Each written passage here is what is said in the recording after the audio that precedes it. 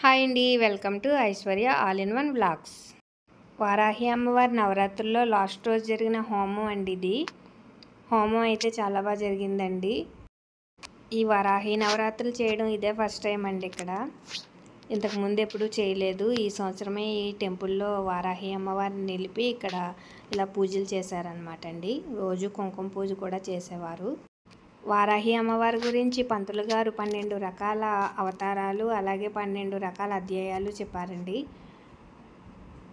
ఒక్కొక్క అవతారానికి ఒక్కొక్క రకమైన పళ్ళు అలాగే పువ్వులు ఆ పళ్ళుల్లో వేసి అందరితో తాకించి ఆ అధ్యాయం చివరిలో అందులో అంటే హోమంలో వేసేవారు అనమాట.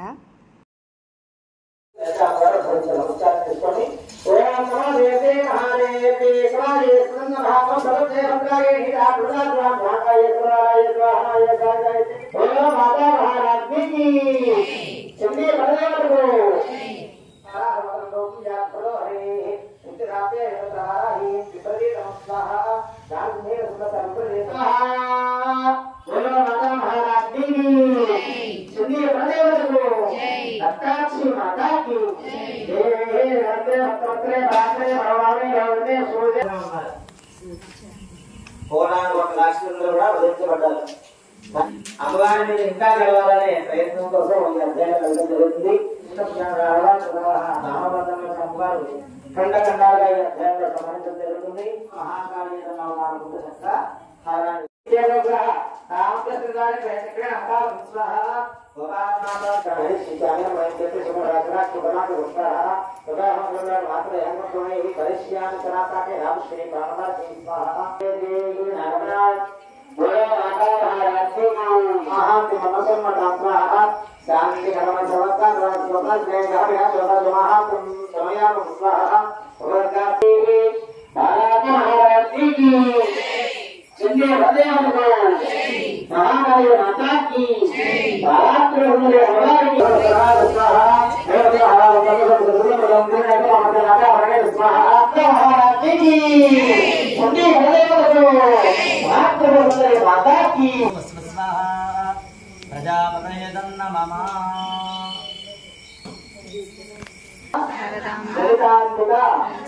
శ్రీ వారాహి సుందరి దేవత ప్రీత్యర్థం సదాశక్తి నవరాత్రి మహోత్సవ సంపూర్ణ ఫలిత సిద్ధ్యర్థం సదాశక్తి సర్వదేవత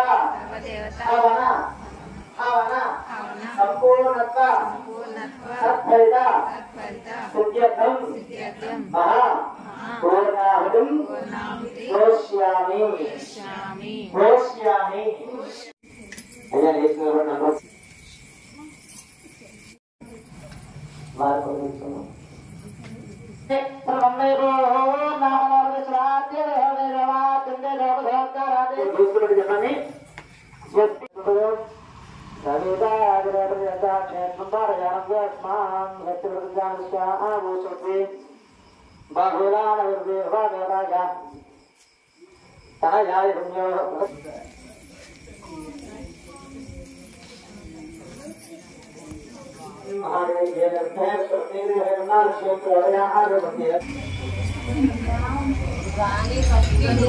చెప్పండి.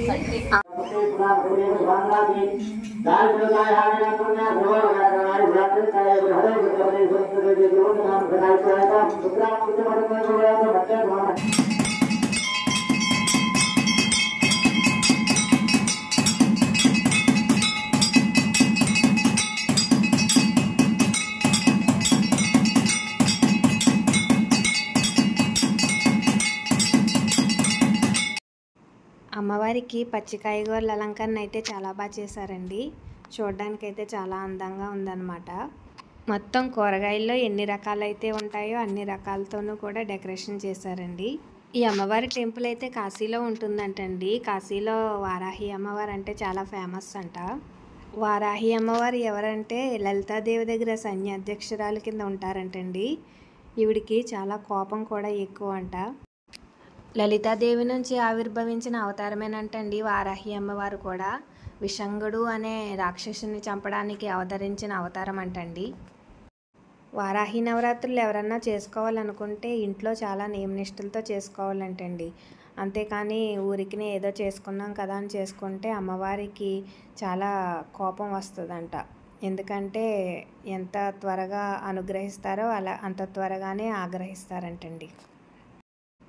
అమ్మవారి గురించి నాకు తెలిసినంత వరకు అయితే చెప్పానండి.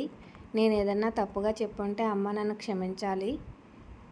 అలాగే అమ్మవారి ఆశీర్వాదాలు మనందరి మీద ఉండాలని కోరుకుంటూ ఈ వీడియోని లైక్ చేసి, షేర్ చేసి, సబ్స్క్రైబ్ చేయడం మర్చిపోకండి.